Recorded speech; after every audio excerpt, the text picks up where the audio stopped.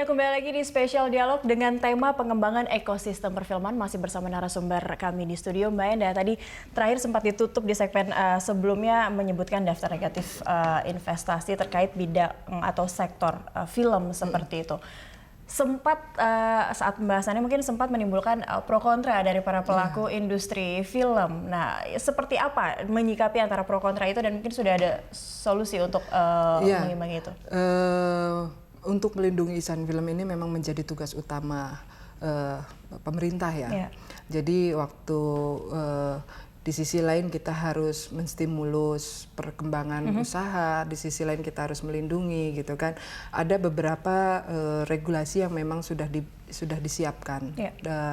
Batasan-batasan supaya asing ini juga walaupun dibuka tapi dia punya kewajiban-kewajiban yang harus dipenuhi juga karena mereka masuk ke kita gitu, kita punya aturan seperti itu ya. Dan itu salah satunya sudah dituangkan dalam rancangan Permendikbud yang saya sebutkan tadi. Oke, nah apa aturan yang harus dipatuhi oleh mereka mungkin pelaku industri film yang impor atau mereka yang mengimpor film masuk ke sini, apa yang harus mereka patuhi untuk bisa tayang di layar kita? Misalnya gini, Denny Film itu kan dibuka salah satunya di bidang usaha eksibisi ya.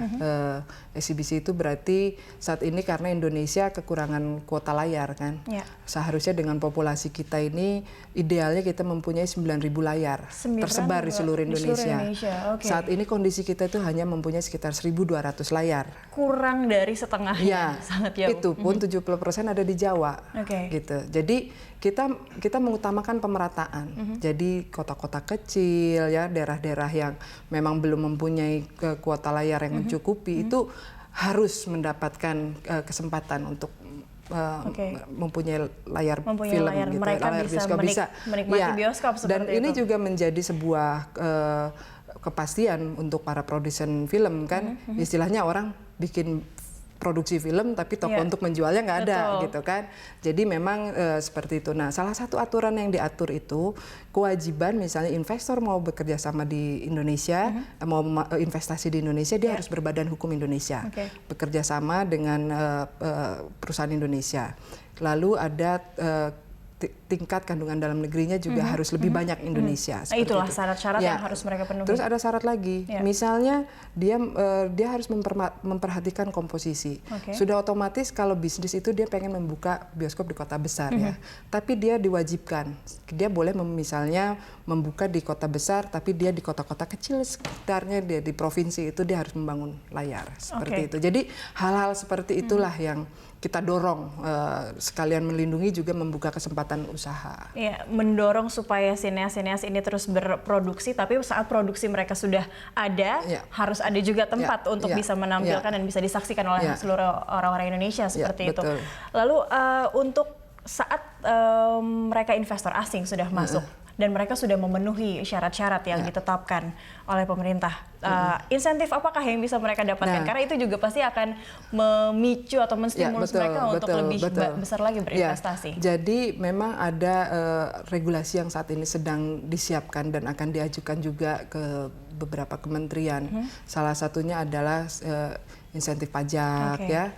Lalu juga ada stimulus, ada insentif kalau misalnya mereka berhasil memenuhi ketentuan-ketentuan tadi, ada sistem poin yang mereka penuhi. Poinnya poinnya misalnya film dikerjakan dengan kuota kru itu orang Indonesia, poinnya naik.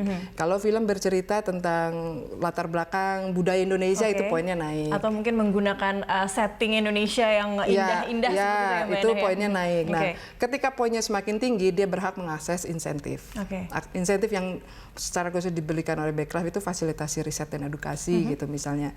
Terus akses permodalan, infrastruktur, akses pemasaran, fasilitasi HKI dan regulasi itu termasuk di perizinan dan segala macam juga kelembagaan. Selain itu juga kita sedang menyiapkan bagaimana caranya kita bisa memberi insentif pajak karena ini urusannya juga dengan pendapatan negara ya. Jadi kita ini tidak hanya Bekraf, ini kebetulan sudah kita bahas lintas kementerian dan juga lintas lembaga dan komunitas. Badan Ekonomi Kreatif tidak hanya memikirkan kreatif sisi kreatifnya saja, tapi juga sisi ekonominya juga diperhatikan di situ ya. Nah, kalau melihat syarat-syarat itu mungkin sebenarnya bisa dipenuhi oleh mereka yang ingin berinvestasi. Sudah adakah investor asing dari dunia perfilman mungkin yang sudah tertarik? Sudah banyak film sudah Indonesia banyak sekali karena kita komunikasinya ya antara Bekraf, BKPM yang menangani investasi, juga dengan Pusbang Film itu sudah, dan beberapa kali BKPM, Ibu gimana peraturan ini sudah siap belum? Nah, kita menunggu dari Kemendikbud semuanya kan, karena kita juga ya pintunya nunggu itu juga karena peraturannya harus disiapkan dulu. Baik. Terkait peraturan itu, dan kita nanti akan lanjutkan lagi, ada sistem juga yang menarik terkait integrated box office system seperti apa, itu nanti akan kita lanjutkan di segmen berikutnya Mbak Endah. Pemirsa, tetaplah bersama kami di Spesial Dialog, kami kembali usai jeda.